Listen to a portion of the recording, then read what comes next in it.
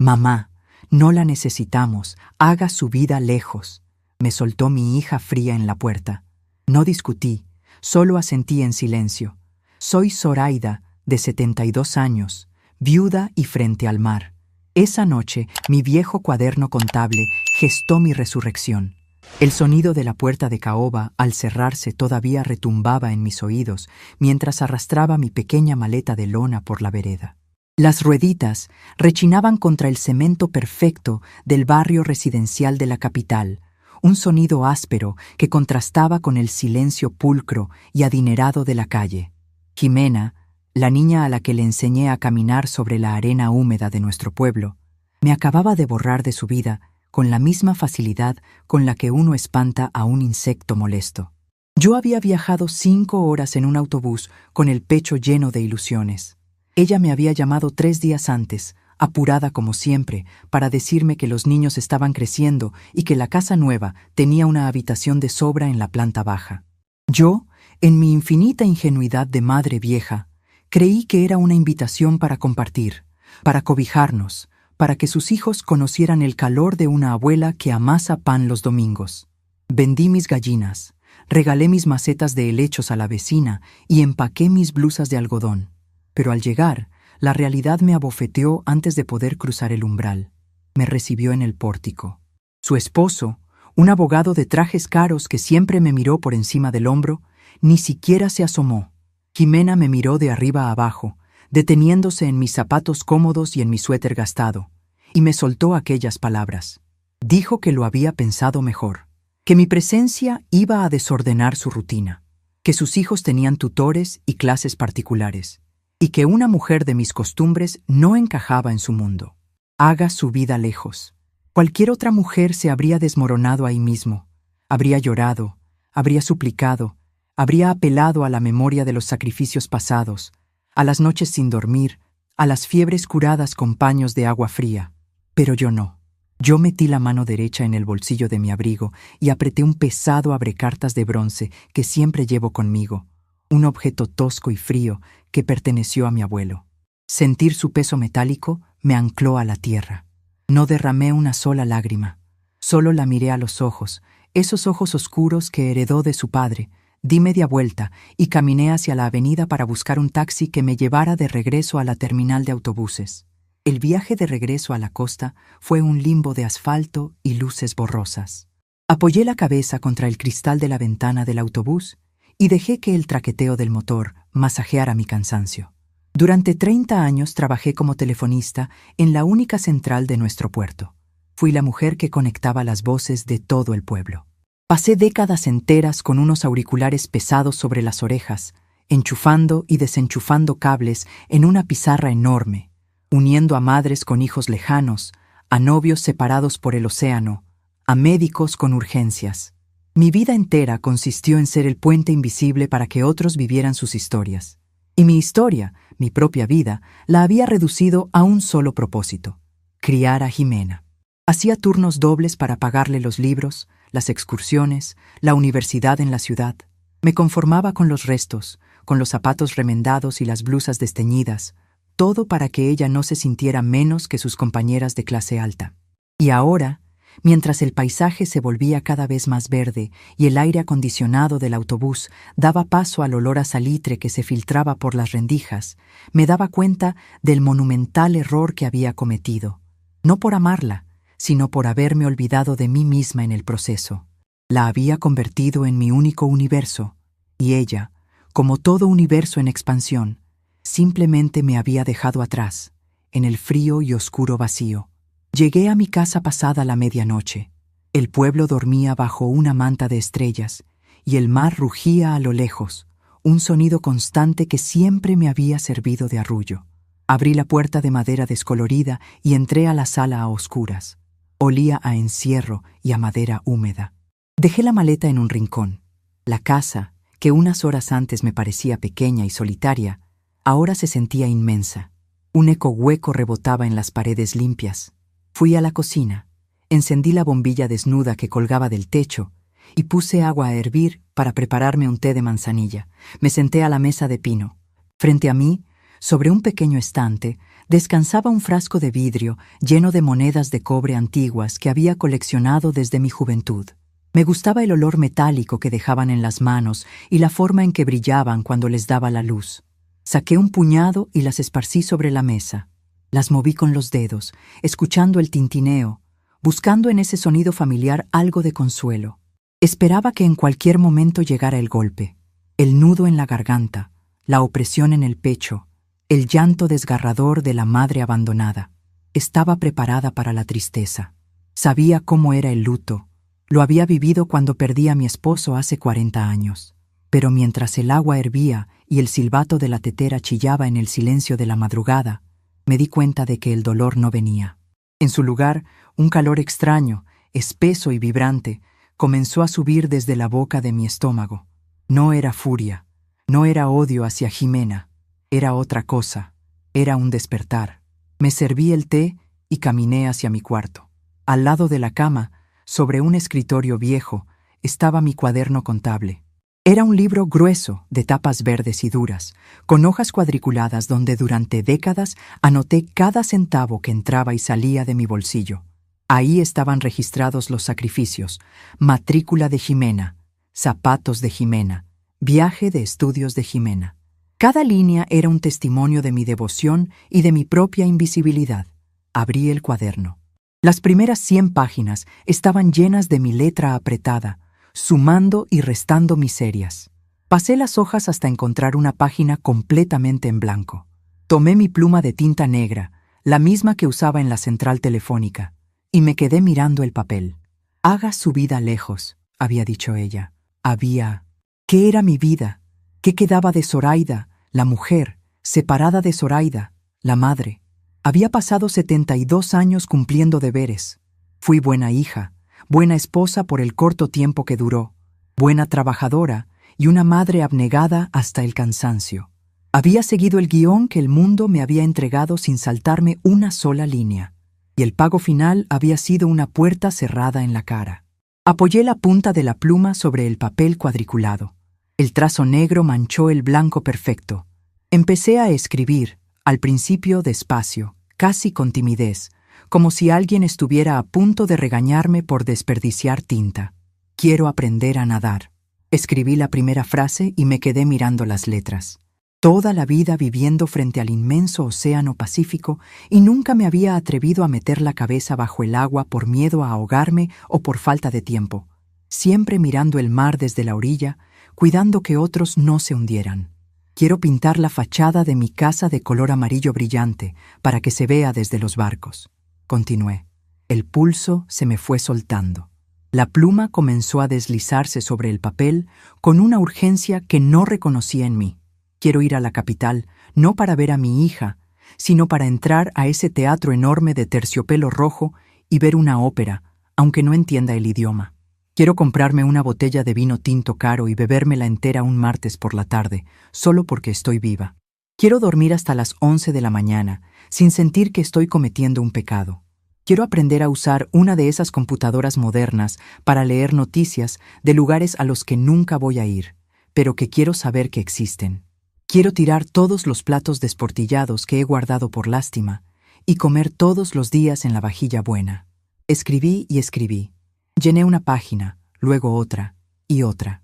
Cada quiero era un ladrillo que construía un muro entre mi pasado de sumisión y mi futuro. No estaba escribiendo una lista de quejas ni planeando una venganza. No me importaba que Jimena se arrepintiera.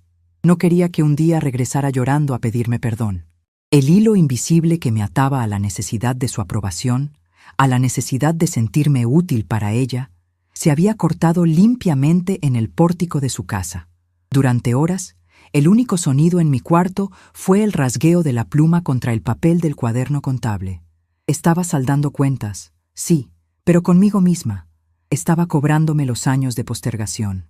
Me di cuenta de que la vejez, esa etapa que todos pintan como una antesala gris a la muerte, me estaba ofreciendo el regalo más grande de todos, la absoluta y total libertad. Al no tener a nadie a quien rendirle cuentas, al ser rechazada por mi única sangre, me había convertido en dueña absoluta de mis horas, de mis ahorros, de mis pensamientos y de mi espacio. La sociedad nos enseña a las mujeres mayores a ser invisibles, a ser un estorbo silencioso o una ayuda conveniente. Nos exigen ser abuelas dulces, tejedoras de suéteres, niñeras gratuitas. Pero Ximena me había liberado de ese papel. Al decirme que no me necesitaba, me había entregado las llaves de mi propia prisión. Afuera, el cielo comenzó a clarear. El negro profundo de la noche dio paso a un violeta tenue y luego a un naranja encendido que se coló por las persianas de mi ventana. Apagué la lámpara del escritorio. Mi mano estaba acalambrada de tanto escribir, una sensación de fatiga deliciosa que no sentía desde mis días en la central telefónica, cuando había mucho tráfico de llamadas por alguna fiesta en el pueblo. Cerré el cuaderno verde con un golpe seco. El sonido resonó en la habitación, marcando el final de una era y el comienzo de otra. Me levanté de la silla de madera, sintiendo el crujido de mis rodillas, pero mi espalda estaba más recta que en los últimos 20 años. Caminé hacia el pequeño espejo de bordes oxidados que colgaba sobre la cómoda. Me miré fijamente. Vi las arrugas profundas alrededor de mi boca, surcos cavados por años de aguantar en silencio. Vi el cabello blanco, corto y práctico, que había dejado de teñir por falta de dinero. Vi la piel manchada por el sol de la costa, pero también vi algo nuevo en mis ojos oscuros. Había una chispa, un brillo afilado y peligroso que no había estado ahí la mañana anterior. Fui a la cocina, tomé el frasco de vidrio, agarré un puñado de esas viejas monedas de cobre y me las guardé en el bolsillo izquierdo del pantalón. En el derecho seguía el abrecartas de bronce de mi abuelo. Sentí el contrapeso perfecto en mi cuerpo. No necesitaba que nadie me dijera cuál era mi lugar en el mundo, porque estaba a punto de construirlo yo misma con mis propias reglas, a mi propio ritmo y sin pedirle permiso a nadie. El sol finalmente se levantó sobre el horizonte del mar, iluminando mi sala vacía. La Zoraida sumisa, la madre que arrastraba su maleta buscando migajas de cariño en la casa de su hija, se había quedado muerta en aquella vereda de la ciudad. La mujer que ahora respiraba frente a la ventana, dueña absoluta de sus silencios y de sus mañanas, acababa de nacer. El sol de la mañana terminó de inundar mi sala, iluminando el polvo que bailaba en el aire. Me quedé un rato largo frente a la ventana, observando cómo los primeros pescadores regresaban al muelle con sus lanchas golpeando suavemente contra la madera húmeda. La brisa traía ese olor a salitre y diésel que había sido el perfume de mi vida entera. Respiré hondo. El aire me llenó los pulmones de una manera distinta, más limpia, más ancha. No había prisa.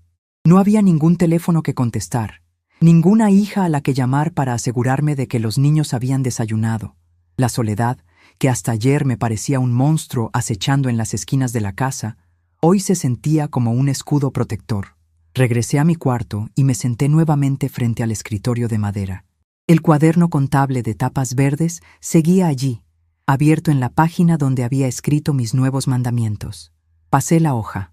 Era el momento de hacer los números, porque la libertad, por muy romántica que suene, necesita financiarse. Durante 30 años como telefonista, mi sueldo había sido modesto, pero yo siempre fui una mujer de gastos invisibles. No compraba ropa, no iba a la peluquería, no tenía vicios. Todo el excedente volaba hacia la capital, a las manos de Ximena. Tomé la pluma de tinta negra y comencé a anotar. Primero, mi pensión mensual. Una cifra humilde, pero constante y segura como las mareas. Luego, fui hasta el fondo de mi armario. Detrás de unas cajas de zapatos viejos, guardaba una pesada caja de herramientas de metal oxidado. Dentro, escondidos entre tuercas y llaves inglesas, conservaba 3 carretes de madera, de esos donde venían enrollados los gruesos cables de cobre de la central telefónica. Cuando me jubilé, me los traje de recuerdo.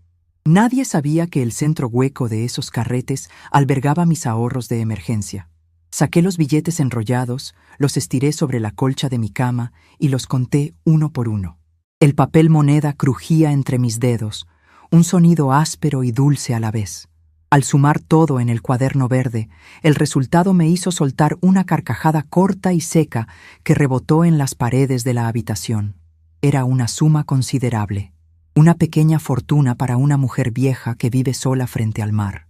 Todo ese dinero estaba destinado a ser la herencia de Jimena, o el fondo para la universidad de sus hijos, o el salvavidas para cuando su esposo, el abogado de trajes caros, se metiera en algún problema. Ahora, cada uno de esos billetes me pertenecía única y exclusivamente a mí. La aritmética de mi vida había cambiado. Ya no había restas por sacrificio, solo sumas por voluntad. Guardé el dinero y cerré el cuaderno. El primer punto de mi lista me llamaba desde la cocina. Fui directo a la alacena de madera que colgaba sobre el fregadero. La abrí de par en par. Allí estaban, apilados con una tristeza grisácea, los platos desportillados, platos de loza barata, con los bordes picados y los fondos rayados por décadas de uso.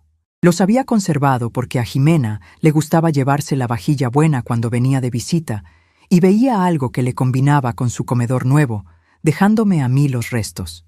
Tomé un costal de lona gruesa que usaba para traer las naranjas del mercado y empecé a meter los platos rotos, las tazas sin asa, los vasos empañados que ya no brillaban. Cargué el costal hasta el patio trasero, donde el suelo era de cemento crudo. Sin pensarlo 2 veces, levanté el saco por encima de mi cabeza y lo dejé caer con todas mis fuerzas. El estruendo de la loza, haciéndose añicos, espantó a un par de gaviotas que descansaban en el muro. Volví a levantarlo y lo estrellé de nuevo. El sonido de la destrucción era una sinfonía perfecta. Sentí que con cada golpe se rompía también una cadena invisible, una regla absurda que dictaba que las mujeres viejas solo merecíamos comer en las sobras del mundo.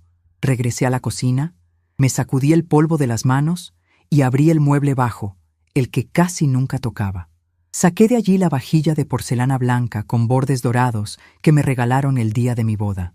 Llevaba 40 años envuelta en papel periódico, esperando una ocasión especial que nunca llegó, porque siempre consideré que yo misma no era una ocasión suficiente. Lavé un plato llano, una taza y un platillo bajo el chorro de agua fría, sintiendo la suavidad perfecta del material. Me preparé un huevo tibio, un pan tostado con mantequilla y un café negro. Me senté a la mesa de pino y comí. El café nunca me había sabido tan fuerte, tan real. Comprendí que el respeto empieza por el plato en el que uno decide servirse la vida. Después del desayuno, me vestí para salir. No me puse el suéter gastado que había llevado a la ciudad. Elegí una blusa de algodón blanco, bien planchada, y un pantalón azul marino. Metí la mano en el bolsillo izquierdo y dejé caer un puñado de mis viejas monedas de cobre. Su tintineo contra la tela me daba un ritmo al caminar. En el bolsillo derecho, el peso frío y sólido del abrecartas de bronce de mi abuelo me recordaba que mi centro de gravedad ahora estaba en mí misma. Caminé hacia el centro del pueblo. El sol ya calentaba las aceras y el mercado estaba en pleno bullicio. Puestos de pescado fresco, carretillas con mangos y papayas, mujeres regateando a gritos y pescadores remendando redes. Me abrí paso entre la multitud, caminando con la espalda recta, observando todo con ojos nuevos. Fue entonces cuando lo noté, con una claridad asombrosa. Un muchacho joven, cargando una caja de madera llena de hielo, pasó corriendo y casi me tira al suelo. «Perdón, abuela», murmuró sin siquiera mirarme a la cara, como si le estuviera hablando a un poste de luz. 2 mujeres más jóvenes que yo, conversando animadamente, se cruzaron en mi camino y esperaron que yo me apartara hacia el borde de la acera, asumiendo que mi tiempo valía menos que el de ellas. Me detuve en una esquina y me eché a reír en silencio. La vejez es un traje de fantasma. La sociedad te mira, pero no te ve. Te convierten en un mueble amable, en parte del decorado, en una figura inofensiva de la que no se espera nada más que paciencia y resignación. Nadie espera que una mujer de 72 años tenga planes ocultos. Nadie sospecha que detrás de un rostro lleno de arrugas pueda haber una mente afilada, trazando estrategias para comerse el mundo a bocados grandes. Mi invisibilidad no era una condena, era mi mayor superpoder.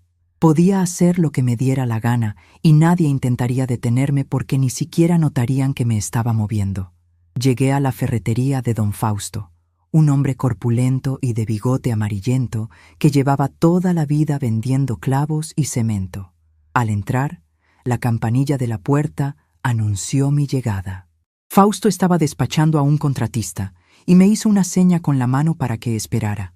Me apoyé en el mostrador, sacando una de las monedas de cobre de mi bolsillo y haciéndola rodar entre mis nudillos.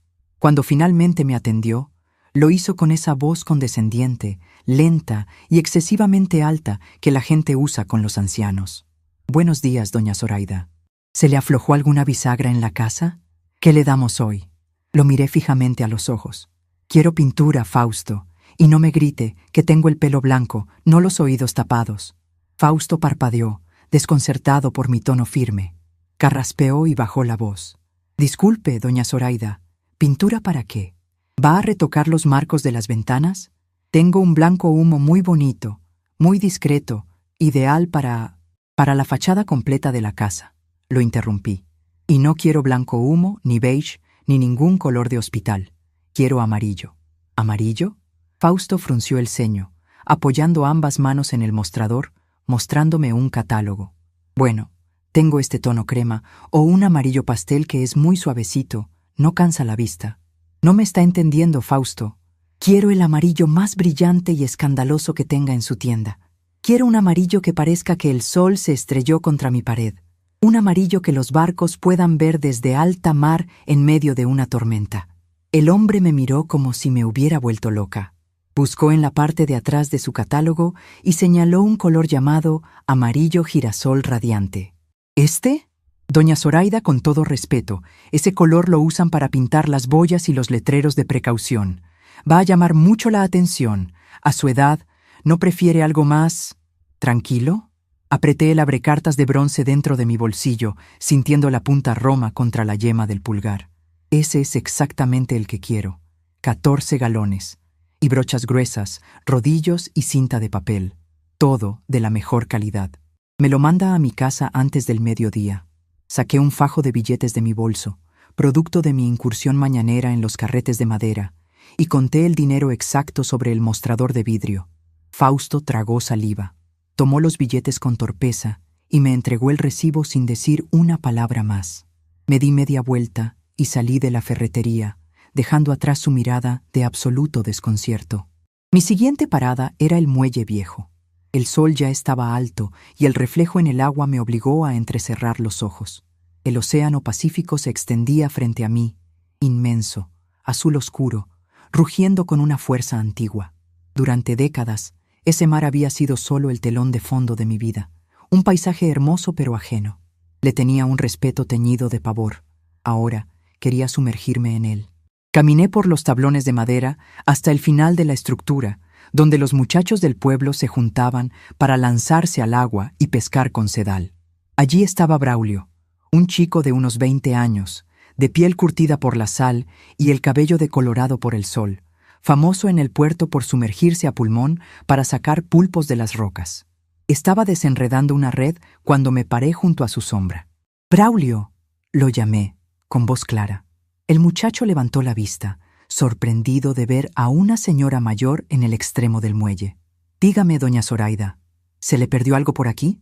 «No, vine a buscarte a ti. Necesito un profesor». Braulio dejó la red a un lado y se puso de pie, secándose las manos en los pantalones cortos. «¿Profesor de qué?» «Yo a duras penas terminé la secundaria, señora. Quiero aprender a nadar. Y quiero que tú me enseñes». El chico soltó una carcajada espontánea, pero al ver que yo no me reía, se tapó la boca. «¿Usted? ¿Aprender a nadar? Pero, doña Zoraida, el mar aquí es bravo y el agua es helada. Además, bueno, ya no está en edad para andar tragando agua salada». Saqué otra moneda de cobre de mi bolsillo y se la mostré en la palma de mi mano. Luego la guardé y saqué un billete grande y crujiente, extendiéndolo hacia él. «La edad es un problema mío, no tuyo, Braulio. Yo pongo la voluntad y el dinero. Tú pones tu conocimiento de las corrientes y tu paciencia. Empezamos mañana a las 7 de la mañana en la playa sur, donde el agua es más mansa. Te pagaré esto por cada semana de clases.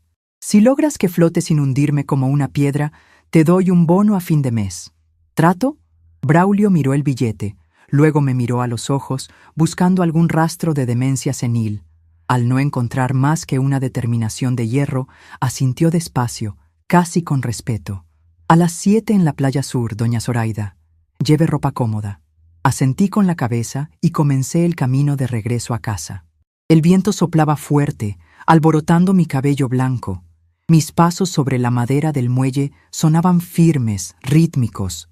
Mi plan estaba en marcha. No iba a esperar a que la vida me invitara a participar en ella. Iba a entrar derribando la puerta. Había evaluado mis recursos, había trazado mis líneas de batalla y había comprobado que mi condición de anciana invisible era la cubierta perfecta para mi revolución personal. Jimena había querido desterrarme a los márgenes de la existencia, convencida de que sin ella yo me marchitaría en silencio, esperando la muerte frente a la ventana de mi casa. Qué equivocada estaba. Al quitarme el peso de ser la madre perpetua, me había devuelto la ligereza de ser simplemente Zoraida. Llegué a mi calle.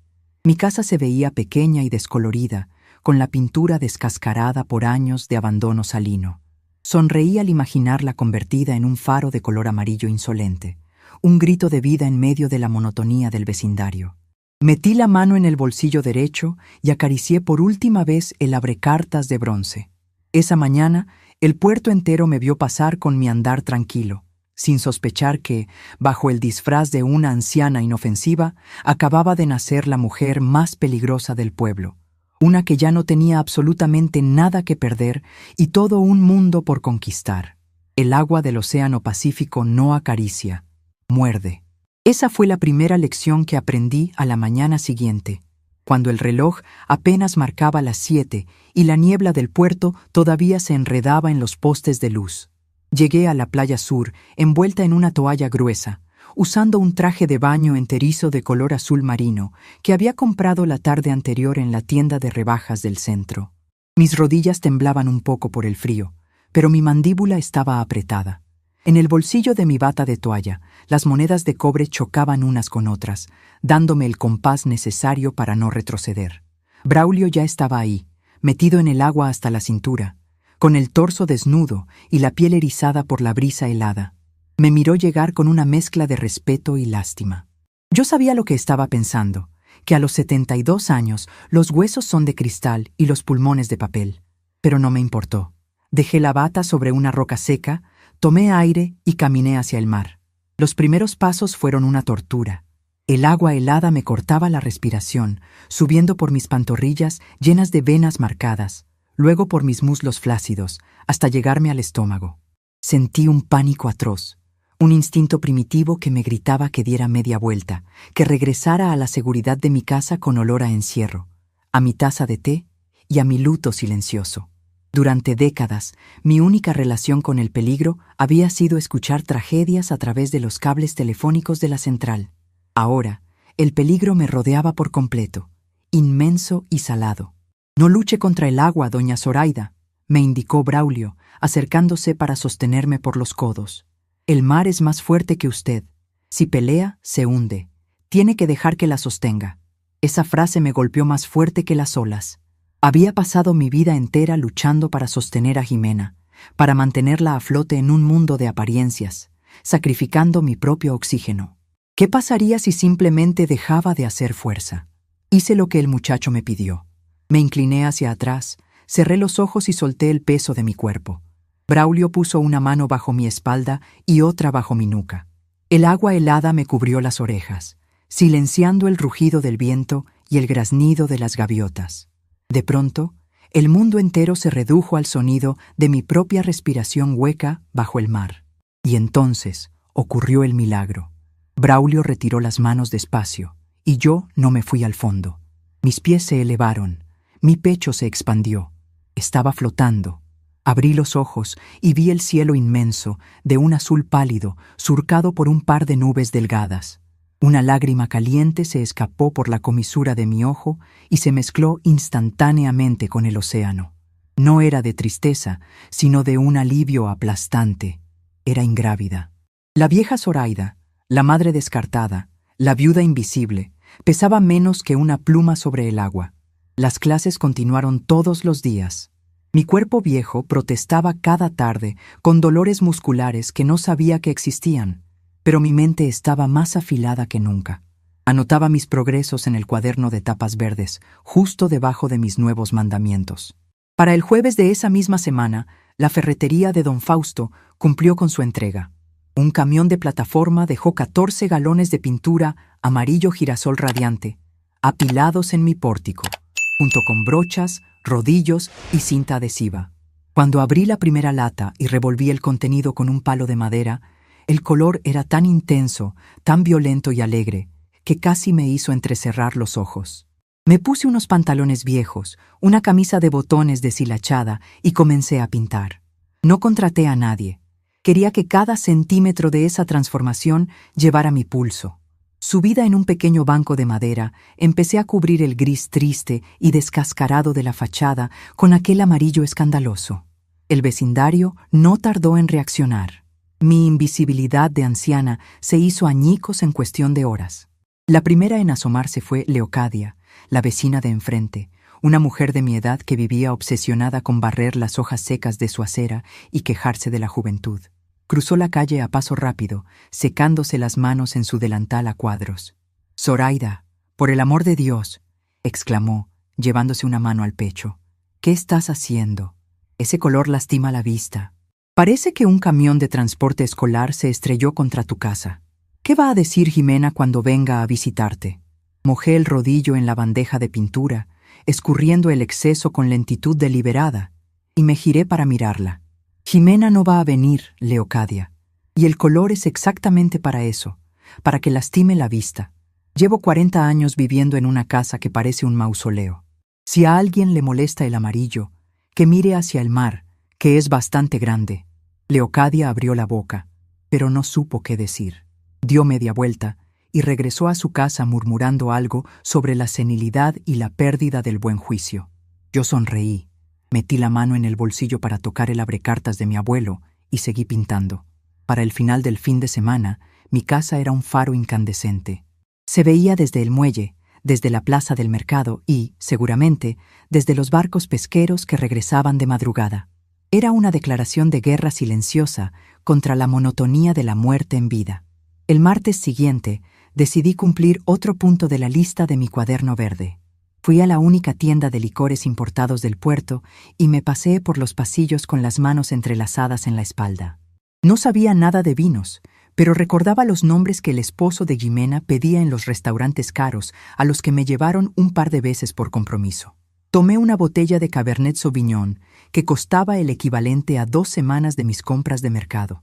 Pagué en efectivo, desenrollando billetes que antes pertenecían a mi fondo de emergencias maternas.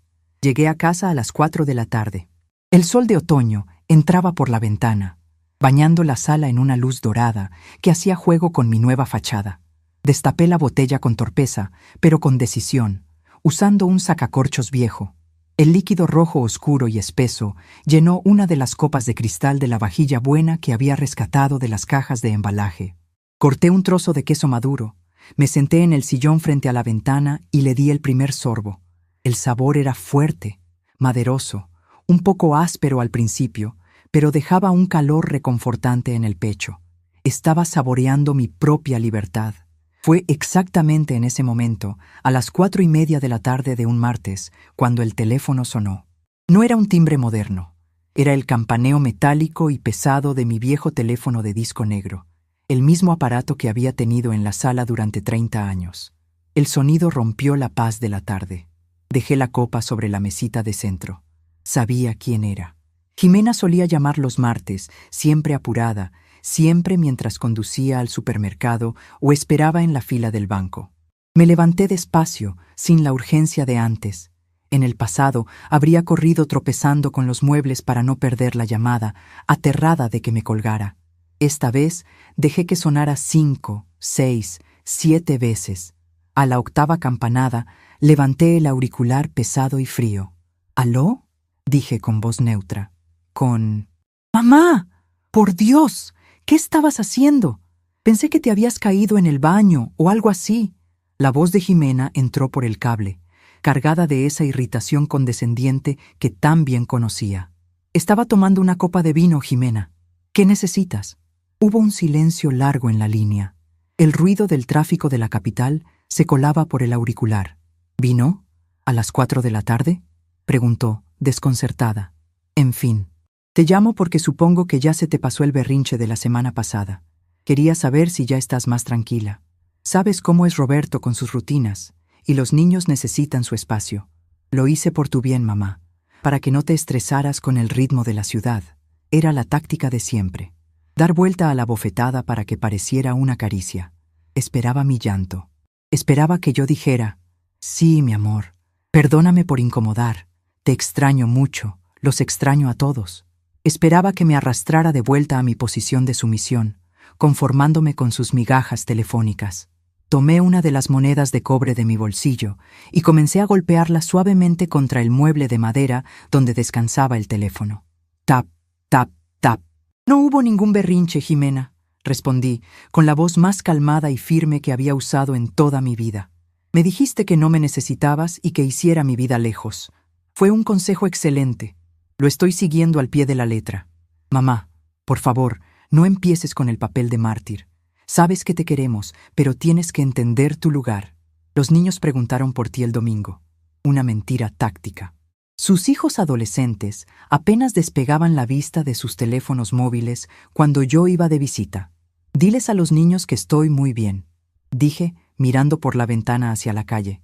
Diles que su abuela aprendió a flotar en el mar y que acaba de pintar su casa de amarillo brillante. Y ahora vas a tener que disculparme. El vino se calienta y mañana tengo que madrugar para ir al centro. Tengo planes. ¿Planes? ¿Qué planes puedes tener tú un miércoles en ese pueblo muerto? Mamá, no seas ridícula. Escúchame un momento. Que tengas buena tarde, Jimena. Salúdame a Roberto. Y colgué. El sonido del auricular encajando en la base fue el golpe de gracia. No bloqueé su número. No arranqué el cable de la pared. Simplemente la dejé con la palabra en la boca.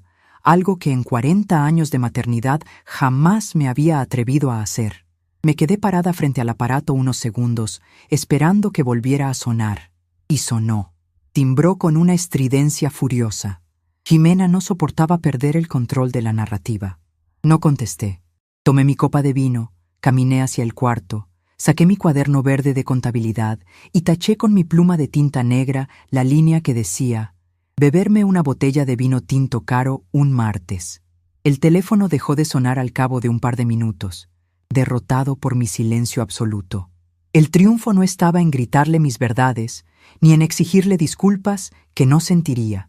El triunfo estaba en mi total y completa indiferencia hacia su autoridad. Al día siguiente, cumplí con mi palabra. Después de mi clase de natación con Braulio, donde logré dar mis primeras 4 brazadas sin hundirme, me sequé, me vestí y tomé un autobús hacia la ciudad más cercana, un centro comercial a 1 hora de mi puerto. No iba a buscar a mi hija, iba a buscar a Casilda. Casilda era la nieta de una vieja conocida, una chica de 20 y tantos años con el cabello teñido de violeta que trabajaba en una tienda de electrodomésticos y computadoras. Cuando entré al local, el aire acondicionado me congeló el sudor de la frente. La busqué entre los pasillos llenos de televisores de pantalla plana y la encontré acomodando unas cajas. «Casilda, mija», la saludé. La muchacha se giró y abrió mucho los ojos. «Doña Zoraida, qué milagro verla por acá. ¿Se le descompuso la licuadora?» «No, vengo a comprar una computadora portátil. Y necesito que me enseñes a usarla para comprar boletos por esa cosa que llaman Internet». Durante las siguientes 3 horas, sentada en un taburete de la tienda, con mis monedas de cobre tintineando en el bolsillo de mi pantalón de lona, me adentré en un mundo que siempre creí prohibido para los viejos. Casilda, fascinada por mi determinación, me mostró cómo mover el pequeño ratón, cómo escribir en el teclado plano y cómo buscar lo que yo quisiera en la pantalla brillante. Compré la máquina más rápida que el presupuesto de mis carretes de madera me permitió, y allí mismo, bajo las luces blancas de la tienda, escribí en el buscador el nombre del Teatro Nacional de la capital. Apareció la cartelera. Madama Butterfly, leí en la pantalla. Una ópera italiana. No sabía de qué trataba, pero la imagen mostraba mujeres con vestidos suntuosos y un escenario rojo y dramático. Con la ayuda de Casilda, introduje los números de la tarjeta de débito donde me depositaban mi modesta pensión. Compré un asiento en la tercera fila de la platea central, la zona de los boletos más caros, para una función un mes después. Cuando la pantalla confirmó la compra y el pequeño recibo se imprimió, sentí una electricidad recorriéndome la espina dorsal. Iba a volver a la ciudad de la que me habían expulsado, pero esta vez no entraría por la puerta trasera de la casa de mi hija, pidiendo permiso para existir. Entraría por la puerta principal del teatro más lujoso del país, pisando alfombras de terciopelo. Regresé al puerto al atardecer, abrazando la caja de cartón de mi nueva computadora. Caminé por las calles de mi barrio. Ya no me sentía ajena. Los vecinos me miraban pasar. Algunos murmuraban sobre la casa amarilla. Otros comentaban que me habían visto metida en el mar revuelto de la playa sur con los pescadores. Dejé de ser parte del decorado. Me había convertido en la rareza del pueblo, en el chisme principal, en la vieja que se había vuelto loca. Abrí la puerta de mi casa y encendí las luces. El olor a pintura fresca todavía flotaba en el ambiente. Saqué el abrecartas de bronce de mi bolsillo y lo dejé sobre la mesa de pino, junto a mi computadora nueva y mi cuaderno verde. Mi ejecución silenciosa estaba en marcha. Jimena no sabía nada de mi nueva vida, pero yo sabía que mi desapego la estaba consumiendo. Su poder sobre mí radicaba en mi devoción incondicional, y al retirar esa devoción la había dejado peleando contra el aire. No necesité levantar la voz, ni demandar respeto, ni rogar por un lugar en su mesa. Simplemente construí mi propia mesa. El amarillo de mis paredes brillaba en la oscuridad de la calle solitaria, y por primera vez en 72 años yo también lo hacía. El mes que siguió a mi regreso transcurrió con la fluidez de un río que finalmente encuentra su cauce. Las mañanas dejaron de ser una sala de espera para convertirse en un territorio de descubrimientos. Con Braulio, el muchacho del muelle, las 4 brazadas torpes se convirtieron en 10, luego en 20. El océano Pacífico ya no me asustaba. Su agua helada se volvió el bautismo diario que me recordaba que mi sangre seguía latiendo con fuerza. Mi casa, pintada de aquel amarillo insolente, se había convertido en el punto de referencia de todo el puerto. Los pescadores decían: «Nos vemos a la altura de la casa amarilla». Y yo sonreía desde la ventana, tomando mi café en la taza de porcelana fina, sabiendo que había dejado de ser invisible. El cambio más profundo, sin embargo, ocurrió a través de los cables del teléfono. Jimena, acostumbrada a marcar mi número solo cuando necesitaba desahogarse o cuando su conciencia le exigía cumplir con la cuota de caridad filial, comenzó a llamar con una frecuencia inusual. Su táctica inicial fue la condescendencia, pero pronto se transformó en una frustración mal disimulada. El vacío que yo había dejado al no rogarle, al no llorar por los rincones, le estaba haciendo eco en su propia vida. Una tarde de jueves, mi teléfono negro de disco sonó mientras yo navegaba en mi computadora nueva, leyendo sobre la historia del teatro al que pronto iría. Levanté el auricular en el cuarto timbrazo, sosteniéndolo entre el hombro y la oreja para seguir tecleando. «Mamá, al fin contestas. Llevo 2 días intentando comunicarme», dijo Jimena. Su voz sonaba aguda, tensa. «Leocadia me llamó ayer. Me dijo que te vio salir del mercado con bolsas de ropa nueva y que tu casa parece un faro de advertencia. ¿Me quieres explicar qué está pasando?» El sonido de mis dedos contra las teclas de plástico llenó el silencio por un instante. «No hay mucho que explicar, Jimena. La pintura vieja se estaba descascarando y necesitaba ropa. ¿Cómo están los niños?» «Los niños están bien. Roberto está muy ocupado con un caso. Pero no me cambies el tema. Leocadia dice que andas metiéndote al mar de madrugada con los pescadores. Mamá, por Dios, tienes 72 años. Vas a agarrar una pulmonía, o peor, vas a hacer el ridículo. La gente del pueblo está hablando». Metí la mano en el bolsillo de mi pantalón y toqué mis viejas monedas de cobre. El metal estaba tibio contra mi piel. «Que hablen.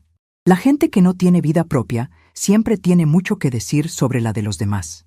Jimena soltó un bufido de impaciencia. «Mira, mamá, Roberto y yo lo estuvimos hablando. Quizás fuimos muy duros el mes pasado. Si te estás comportando así para llamar nuestra atención, ya lo lograste. Estamos pensando que, si prometes no meterte en la rutina de la casa, podrías venir un fin de semana el mes que viene». «Los niños podrían tolerar».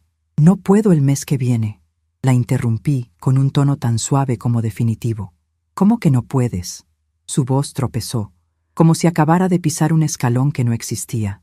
¿Qué tienes que hacer tú en ese pueblo que sea más importante que venir a ver a tu familia? Tengo mi agenda llena, Jimena. Además, me pediste que hiciera mi vida lejos, y descubrí que lejos se respira mucho mejor.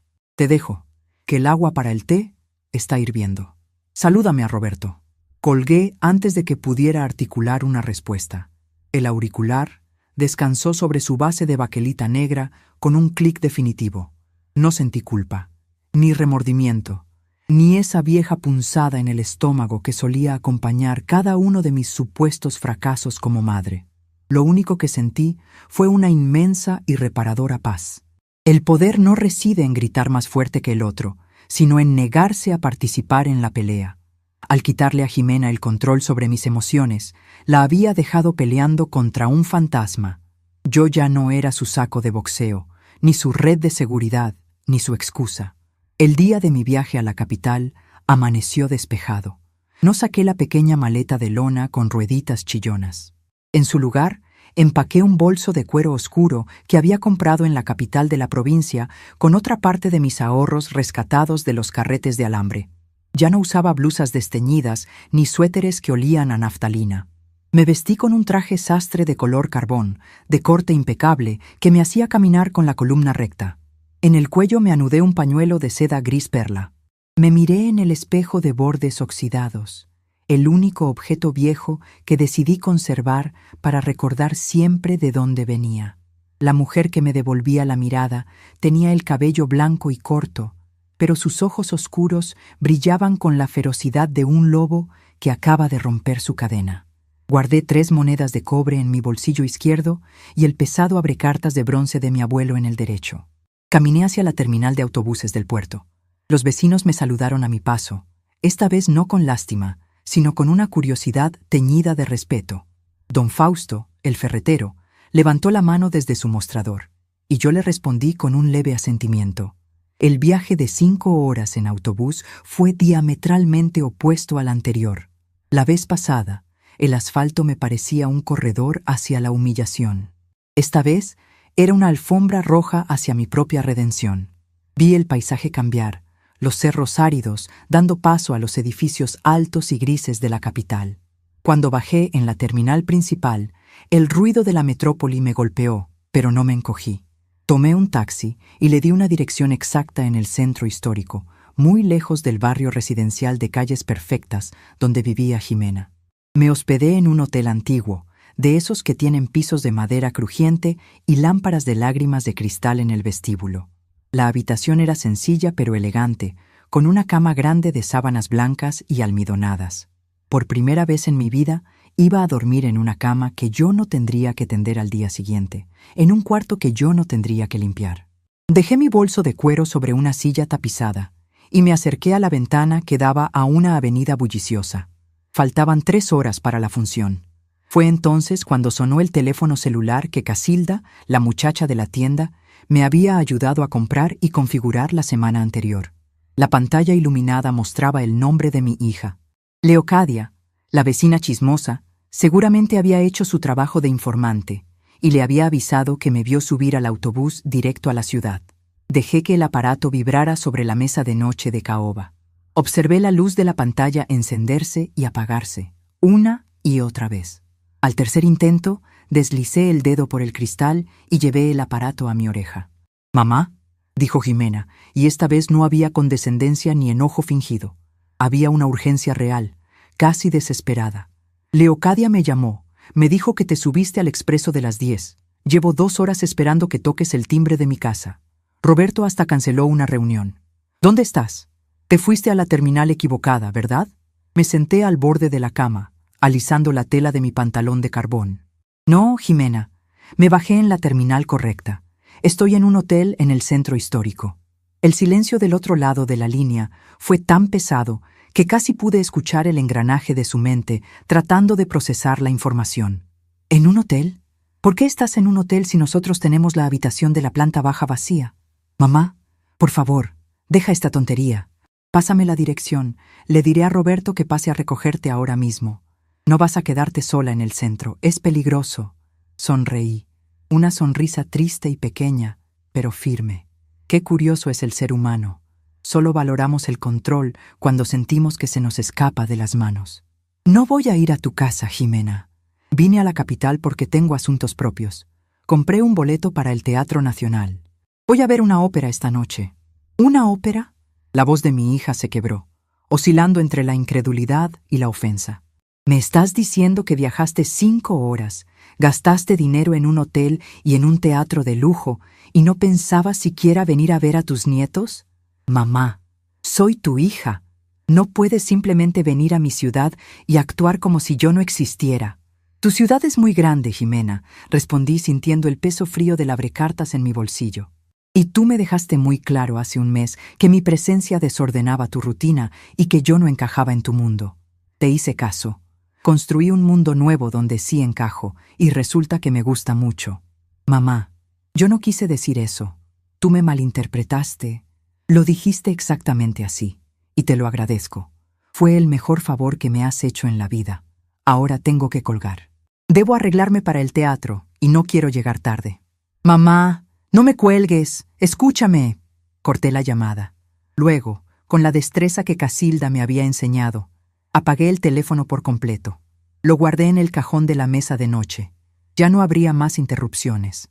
El as bajo la manga no era una herencia secreta, ni una venganza calculada para arruinarle la vida. Mi as bajo la manga era mi absoluta independencia emocional. Al dejar de necesitarla, la había despojado de toda su autoridad. Ella tendría que lidiar con su propia culpa y con el vacío que yo solía llenar. Yo tenía una cita con la música. A las 7 de la noche salí del hotel y caminé las 3 cuadras que me separaban del Teatro Nacional. La noche de la capital era fría y olía a tubo de escape y a café tostado. Al doblar la esquina, el edificio apareció ante mí, imponente, con sus columnas de mármol blanco iluminadas por reflectores dorados. La gente se aglomeraba en la entrada. Mujeres con abrigos de piel, hombres con trajes a la medida, el murmullo de conversaciones educadas y risas contenidas. Caminé entre ellos con paso firme. No bajé la mirada, no me hice a un lado, no pedí disculpas por existir. Al llegar a la puerta, le entregué mi boleto impreso al acomodador, un joven alto con uniforme de gala.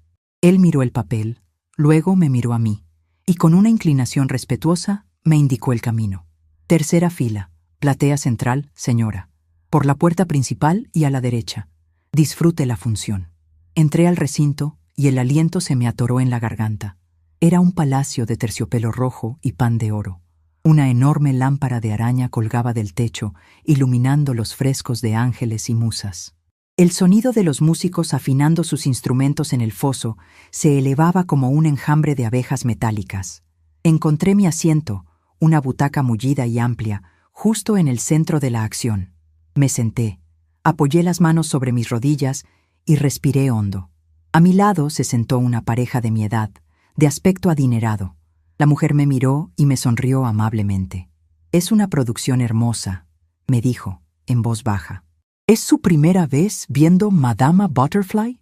«Es mi primera vez viendo todo», le respondí, devolviéndole la sonrisa. Ella asintió, sin entender la magnitud de mis palabras, pero aceptándolas con gracia. Las luces bajaron lentamente hasta que el teatro quedó a oscuras. El director de orquesta levantó la batuta y el primer acorde rasgó el silencio. La música me atravesó el pecho. Cuando el telón se levantó y la historia comenzó a desenvolverse, sentí que me transportaba a otra dimensión. No entendía ni una sola palabra de italiano, pero no me hacía falta.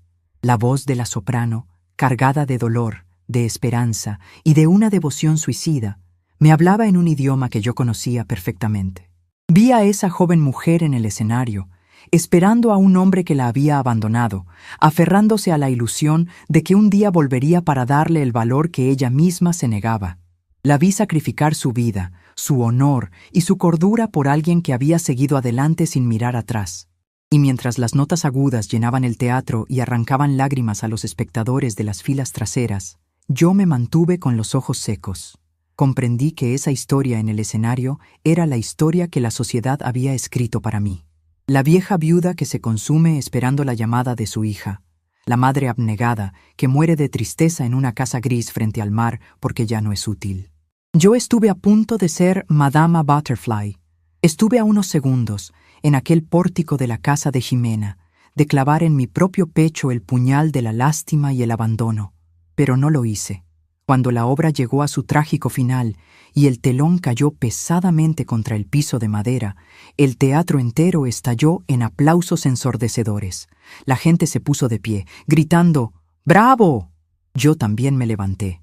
Aplaudí hasta que me dolieron las palmas de las manos. No aplaudía por la muerte de la protagonista. Aplaudía por mi propia supervivencia. Aplaudía porque yo había reescrito mi libreto justo a tiempo. Salí del teatro mezclada entre la multitud elegante. La brisa nocturna me dio en la cara, fresca y viva. No sentía prisa por volver al hotel, ni sentía angustia por el mañana. Mi hija estaba en algún lugar de esa misma ciudad, probablemente lidiando con la frustración de no poder controlarme, atrapada en su vida perfecta y rígida. Yo, en cambio, estaba libre, caminando bajo los postes de luz de una calle desconocida, con el eco de los violines todavía vibrando en mis tímpanos. Metí la mano derecha en el bolsillo de mi pantalón de sastre y mis dedos se cerraron alrededor del mango de bronce del abrecartas de mi abuelo, acariciando el metal frío y contundente, sintiendo el peso exacto de una mujer que finalmente se pertenece a sí misma. El sol de la capital se filtró por las gruesas cortinas de mi habitación de hotel, dibujando una línea de luz dorada sobre las sábanas blancas. Desperté sin el sobresalto de una alarma, sin la urgencia de preparar el desayuno para nadie, sin esa opresión en el pecho que me había acompañado durante tantas décadas. Me quedé tumbada boca arriba, escuchando el rugido sordo del tráfico matutino, un sonido que ya no me parecía hostil, sino simplemente el ritmo de un mundo al que yo había decidido asomarme bajo mis propias condiciones. Me levanté despacio, saboreando la quietud. Fui al baño. Me di una ducha larga dejando que el agua caliente me masajeara la espalda, y me vestí con la misma calma.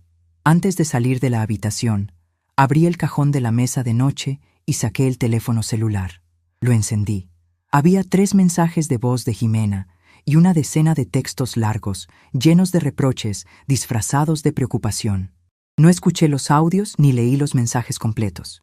Simplemente escribí una respuesta corta, usando el teclado táctil con la lentitud de quien todavía está aprendiendo, pero con la precisión de quien sabe exactamente qué decir. Estoy bien. De regreso a la costa. No te preocupes por buscarme. Yo me comunico cuando lo considere necesario. Buen día. Apreté el botón de enviar y volví a apagar el aparato. Lo guardé en el fondo de mi bolso de cuero. No sentí la más mínima punzada de culpa. Era fascinante descubrir cómo el amor maternal, que la sociedad nos vende como un sacrificio eterno y doloroso, podía transformarse en un cariño sereno y distante cuando una decidía dejar de ser la víctima de la historia. Yo seguía amando a mi hija, por supuesto, pero ya no la necesitaba para justificar mi existencia. Bajé al comedor del hotel, tomé un desayuno abundante con fruta fresca, huevos y un café espeso que me supo a gloria, y luego caminé hacia la terminal de autobuses. El viaje de regreso al puerto fue un puente tranquilo entre la mujer que había ido a reclamar su espacio en el mundo y la mujer que volvía a casa para habitarlo en paz. Apoyé la cabeza contra el cristal de la ventana y vi el paisaje cambiar. El gris de la ciudad se fue disolviendo para darle paso a los cerros verdes y finalmente al azul infinito del Océano Pacífico. Ese mar que antes me parecía un abismo amenazante, ahora me daba la bienvenida como un viejo aliado. Llegué a mi calle a media tarde. Desde la esquina pude ver mi casa. El amarillo brillante de la fachada resplandecía bajo la luz del sol poniente, un grito de alegría descarada en medio de las viviendas pardas y grises del vecindario.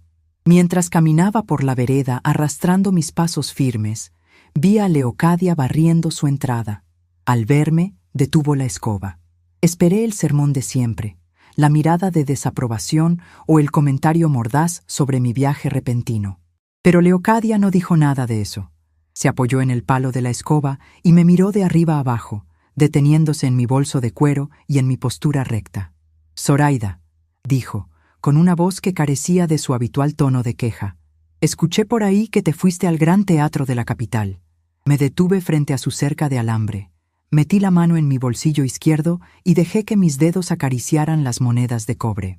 Así es, Leocadia. Fui a ver una ópera, Madama Butterfly. Una mujer que canta muy bonito mientras espera a un hombre que no va a volver. Leocadia parpadeó, procesando la información. Miró mi casa amarilla y luego volvió a mirarme a mí. Yo nunca he ido a un teatro de esos, murmuró, casi para sí misma, con un rastro de melancolía que me sorprendió. Siempre pensé que esas cosas no eran para nosotras. Las mujeres de este pueblo nacimos para limpiar pescado, criar hijos y barrer la tierra que trae el viento. Solté las monedas, saqué la mano del bolsillo y me acerqué un paso más a su cerca. Nosotras nacimos para lo que nos dé la regalada gana, Leocadia. El problema es que nos creímos el cuento de que nuestro tiempo le pertenecía a los demás. Si algún día quieres ir, avísame. Yo te enseño cómo comprar el boleto en esa máquina nueva que tengo en la sala.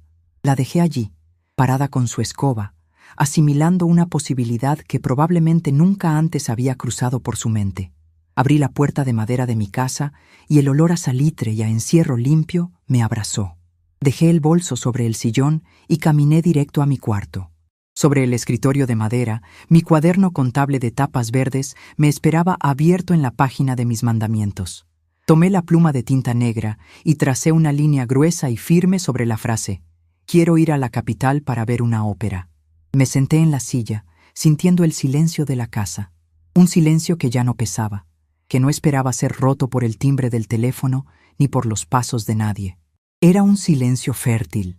Pasé a la siguiente página del cuaderno, aquella donde antes anotaba los gastos de la Universidad de Jimena, y comencé a escribir nuevos renglones. Ya no eran actos de rebeldía inmensos, sino promesas cotidianas. Comprar pan dulce los jueves en la panadería de la plaza.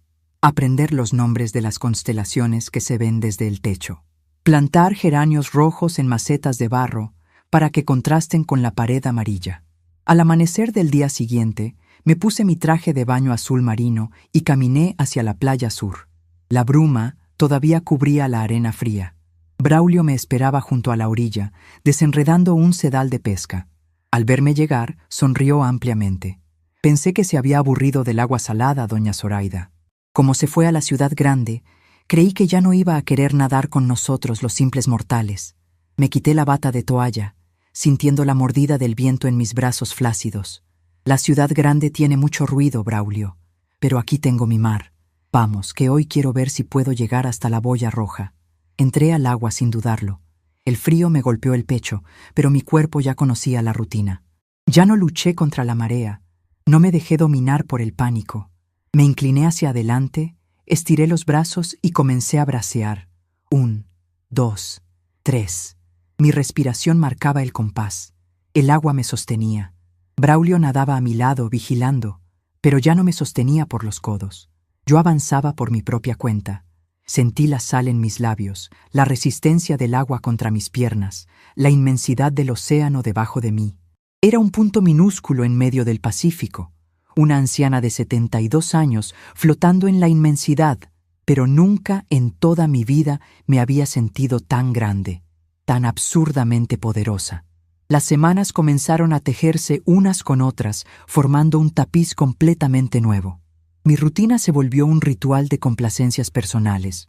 Destruí el resto de los platos desportillados que quedaban en la alacena y comencé a usar la vajilla de porcelana buena para todas mis comidas, incluso si solo era para servirme un trozo de queso y una manzana.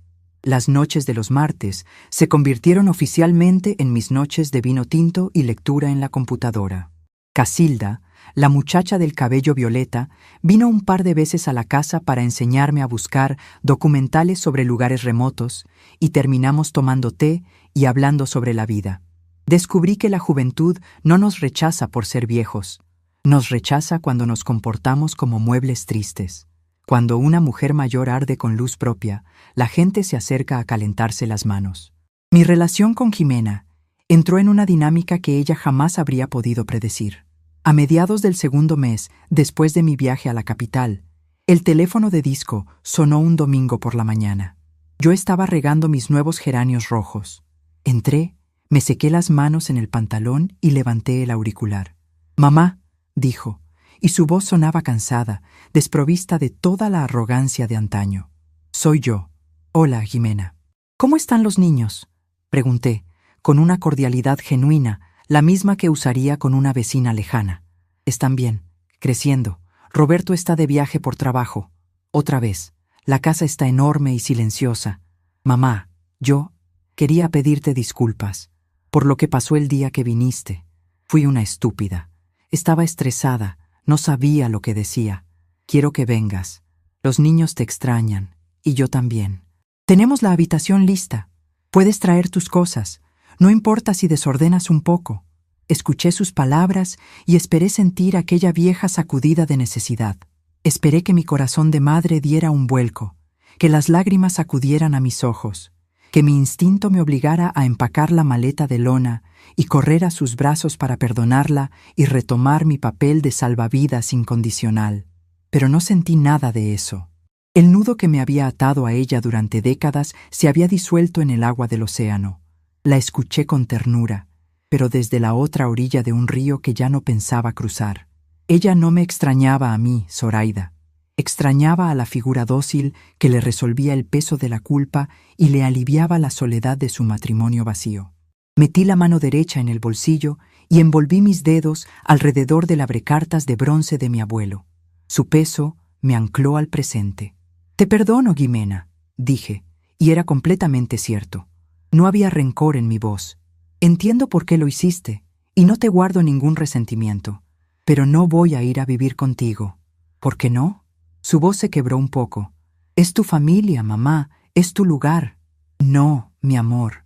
Mi lugar es este. Tengo mis clases de natación por las mañanas. Tengo el jardín que acabo de plantar. Y el martes empiezo un taller de encuadernación en la biblioteca del pueblo. Ya no soy la mujer que se sentaba en la sala a esperar a que la necesitaran.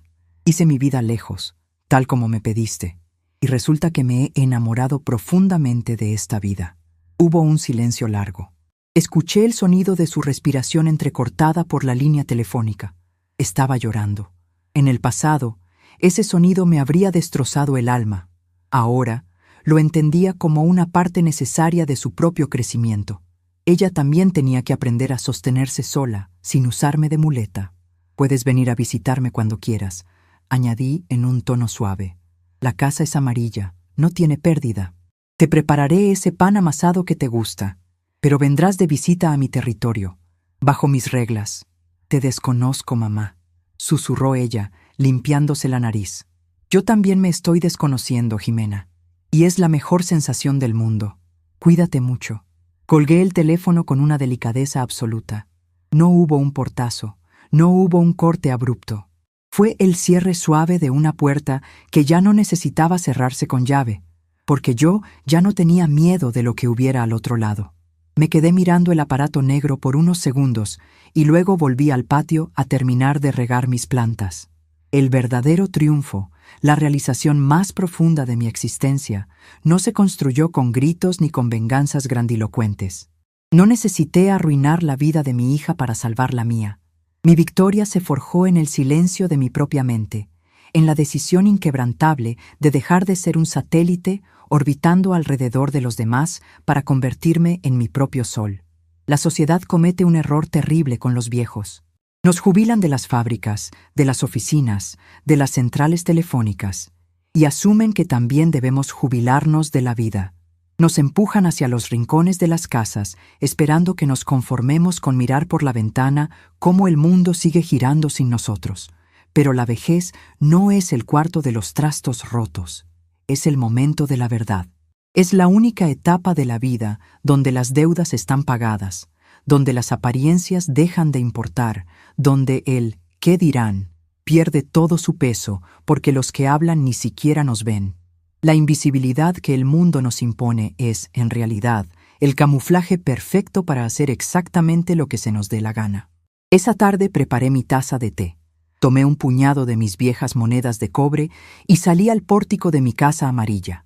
Me senté en una silla de mimbre que había comprado la semana anterior.